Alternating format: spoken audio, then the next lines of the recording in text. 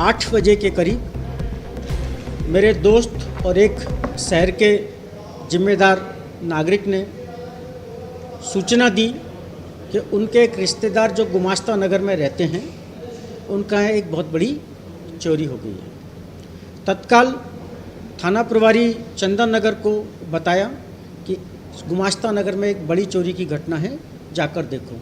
हालांकि तब तक थाने पर कोई सूचना प्राप्त नहीं हुई थी। फिर मेरे द्वारा उनसे उनका एड्रेस मांगा गया, फ़ोन नंबर मांगा गया। जैसे ही फ़ोन नंबर और एड्रेस मिला, मैंने तत्काल एडिशनल एसपी, सीएसपी और थाना प्रभारी को बोला कि मौके पर जाकर देखें, और मैं भी स्वयं मौके पर गया। प्रथम दृष्टया एक घर में एक बहुत बड़ी चोरी जो करोड़ों रुपए की फरियादी पक्ष के द्वारा बताई जा रही थी, और घटना स्थल के निरीक्षण से ये पाया गया कि घर पर चोरी की घटना घटित हुई है। एक सनसनीखेज नकबजनी की घटना को देखते हुए आईजीपी इंदौर, डीआईजीपी इंदौर महोदय द्वारा सभी अधिकारियों को गंभीरता से लगकर इस घटना की पतारसी और बरामदगी के लिए निर्देशित किया गया था।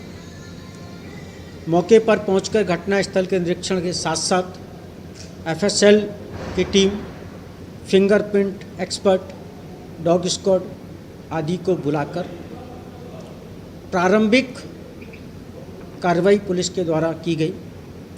आसपास के सीसीटीवी फुटेज तलाशे गए। एडिशनल एसपी, सीएसपी के सतत पर्यवेक्षण में, मार्गदर्शन में थाना प्रभारी चंदन नगर के साथ साथ द्वारिकापुरी, अन्नपूर्णा के भी जो क्राइम स्क्वाड है उन सबको इस सनसनीखेज नकबजनी की पतारसी हेतु लगाया गया। जो सीसीटीवी फुटेज पास में दिख रहे थे उसमें 2 व्यक्ति एक ऑटो से उतरकर फरियादी के घर के ओर जाते हुए दिखते हैं, और उन्होंने हेलमेट लगाया हुआ था। उसी लीड को आगे बढ़ाते हुए हमारे चंदन नगर के थाना प्रभारी श्री दिलीप पुरी, सब इंस्पेक्टर लोकेंद्र तथा टीम के हमारे 6 आरक्षक लगातार 2 दिन से 3 किलोमीटर से ज़्यादा के दायरे में सीसीटीवी फुटेज उन्होंने चेक किया, और एक सीसीटीवी फुटेज में ये पाया कि जो 2 संदिग्ध ऑटो से उतरकर फरियादी के घर जाते दिख रहे हैं। 20 मिनट बाद ही वापस वो ऑटो में बैठते हैं, और 1-2 किलोमीटर आगे चल के वो एक एक्टिवा से जाते हुए दिखते हैं। उसी लीड को आधार बनाकर पुलिस ने आगे के और सीसीटीवी फुटेज चेक किए, और उन फुटेज के आधार पर चेहरा पहचानने की कोशिश की गई। फरियादी के घर में काम करने वाले, हाल ही में उनके घर पे कारपेंटर्स ने भी काम किया था, जो घर पे दूसरे लोग आते थे उनसे भी सतत पूछताछ कर रहे थे, परिवार के लोगों से पूछताछ कर रहे थे। घर में काम करने वालों से ये जानकारी भी मिली कि घर की छोटी बहू माधुरी का भाई वैभव भी एक्टिवा से आता जाता है। इस तथ्य को और सीसीटीवी में फुटेज में दिखते एक्टिवा से जाते बदमाशों को जोड़कर पुलिस ने वैभव को लाकर पूछताछ की। प्रारंभ में वैभव ने कुछ नहीं बताया, चूँकि वैभव का हुलिया भी बहुत स्पष्ट तो नहीं, लेकिन सीसीटीवी फुटेज में दिखते हुलिया और एक्टिवा इन दोनों को जोड़कर उस पर संदेह पैदा कर रहा था। हमारे एडिशनल एसपी, सीएसपी और थाना प्रभारी लगातार रात भर उनके साथ में पूछताछ की और तब वैभव टूटा और वैभव ने जो जानकारी बताई वो इस प्रकार है। उसकी बहन की शादी इस परिवार में 8-9 साल पहले हुई थी। दोनों बहुओं में संपत्ति को लेके मनमुटाव होता था, विवाद होता था। वैभव की बहन के पास अपेक्षाकृत कम सोना था, तो उसने अपने भाई को बोला कि मेरे पास कम सोना है, मेरे पास पैसे की समस्या रहती है, ज़िंदगी भर ऐसी स्थिति बनी रहेगी, आज मौका है, आज घर खाली रहेगा, तुम आकर यहाँ से सामान सोना चांदी का ले जा सकते हो। उसने उसके लिए भी जो मदद कर सकती है, उसने अपना सोना इकट्ठा करके रख दिया। सारे घर की चाबियाँ भी घर में ही अलमारियों में आसपास उपलब्ध रहीं। किस अलमारी की चाबी कहाँ रहती है ये भी बता दिया।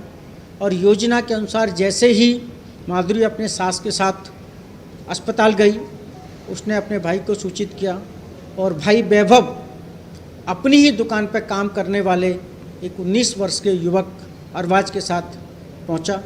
एक्टिवा खड़ी की, ऑटो से गया और उसके बाद उसके घर में हेलमेट लगा के घुसा।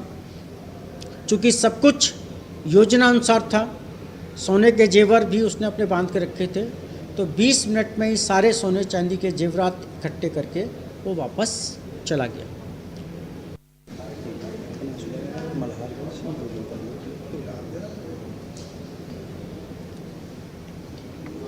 इक्कीस सितंबर को थाना क्षेत्र मलारगंज में एक चेन स्नैचिंग की घटना हुई थी। उसके 2 दिन पश्चात 23 सितंबर को थाना अन्नपूर्णा क्षेत्र में भी एक चेन स्नैचिंग की घटना घटित हुई थी। जब घटनास्थल के आसपास के सीसीटीवी फुटेज हर घटना में मैं आप सबसे अनुरोध करता हूं कि सीसीटीवी फुटेज आजकल किसी भी घटना की पतारसी में, चाहे वो आज हो या कल, बहुत महत्वपूर्ण भूमिका निभा रहे हैं।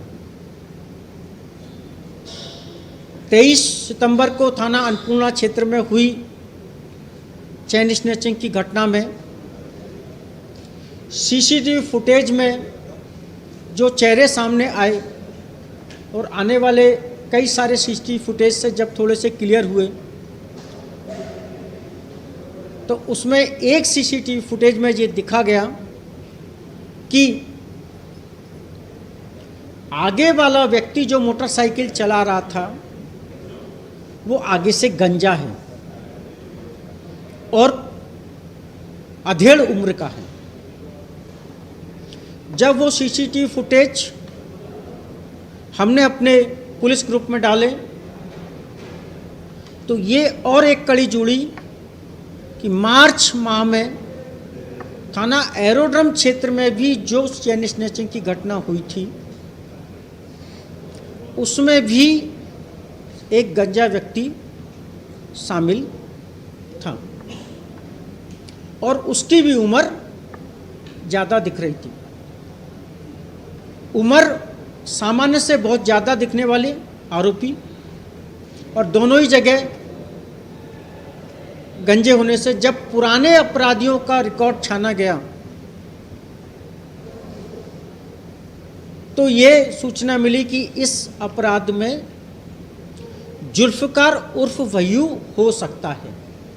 वो पूर्व में चेन स्नैचिंग में, इवन डकैती के केस में भी 9 साल जेल में रह चुका है। जब जुल्फकार का कंफर्म हुआ, उसके फ़ोटो से मिलान हुआ और उसकी तलाश की गई तो पता लगा कि वो दाहोद पुलिस उसको एक डकैती की पूर्व में भी और इस घटनाक्रम में भी ये देखा गया है कि आप सबके स्तर से, प्रिंट मीडिया के स्तर से जो भी घटना घटित होती है उसके बारे में लिखा जाता है। निसंदेह जब प्रिंट मीडिया में या इलेक्ट्रॉनिक मीडिया में किसी घटना के बारे में आता है उसकी गंभीरता के बारे में छपता है तो पुलिस और मुस्तैदी के साथ और गंभीरता के साथ अपने प्रयासों को करती है। परंतु एक अनुरोध मैं करना चाहूँगा कि निसंदेह घटना हुई है, उस घटना को लिखना चाहिए। उस घटना के बारे में जितना ज़्यादा लिखेंगे उतनी ज़्यादा पुलिस प्रयास करेगी। परंतु जो दूसरे पक्ष हैं या पीड़ित पक्ष है, यदि उसके स्तर से भी कुछ एक जिम्मेदार नागरिक के नाते जिम्मेदारी बनती है तो उसको भी शहर हित में, समाज हित में हम सबको पॉइंट आउट करना चाहिए, उसके बारे में भी हमको इंगित करना चाहिए। जैसे ये इतना बड़ी चोरी हुई, नकबजनी की वारदात हुई, लगभग 85 लाख रुपए का माल बरामद किया गया। हालांकि फरियादी पहले 80 लाख बता रहा था, कहीं किसी को करोड़ की 2 करोड़ की बता रहा था, लेकिन जितना माल गया था उसका 100% माल पुलिस ने बरामद किया। नकदी में अभी विरोधाभास है। इतनी बड़ी रकम जेवरात अपने घर में रखे हुए हैं, अति सक्षम व्यक्ति हैं, उसके बावजूद भी अपने घर में सीसीटीवी नहीं लगाना मेरे ख्याल से ये जिम्मेदारपूर्ण नहीं कहा जा सकता। मैं आपके माध्यम से सभी को कहना चाहूँगा, पुलिस अपना काम करती है, प्रशासन या दूसरी विभाग अपनी तरफ से काम करते हैं, परंतु हम सबकी भी ये जिम्मेदारी है कि हम सब अपने अपने कर्तव्यों का भी पालन करें। यदि सीसीटीवी फुटेज होते तो संभवतः वो बहु इस प्रकार की घटना का षड्यंत्र नहीं कर पाती, या दूसरे लोग भी होते तो शायद हम और जल्दी से उसको पकड़ सकते हैं। मेरा आप सबके माध्यम से सभी से अनुरोध है, ये एक घटना है, इस प्रकार की पहले भी कई घटनाएं हुई हैं और ये भी नहीं कहा जा सकता कि ये आखिरी घटना है, आगे भी बहुत सी घटनाएं होंगी इस प्रकार की और दूसरे प्रकार की। तो हम सबको जिस व्यक्ति की जो जिम्मेदारी है उसके लिए भी हमको इंगित करना चाहिए, तो शायद हम ज़्यादा सुरक्षित इंदौर का जो हम सब का प्रयास है उसमें सफल हो सकेंगे। धन्यवाद।